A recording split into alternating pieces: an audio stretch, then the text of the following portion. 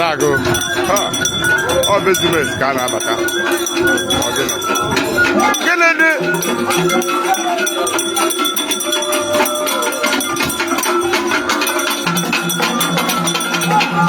ọ ya ka a na-eme aka ebe igwe okere erutego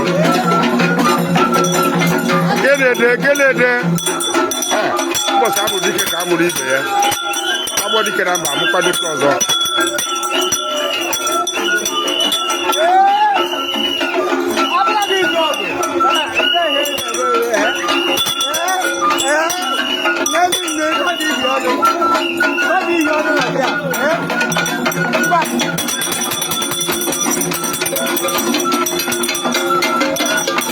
Thank you for watching. Please don't forget to like and subscribe.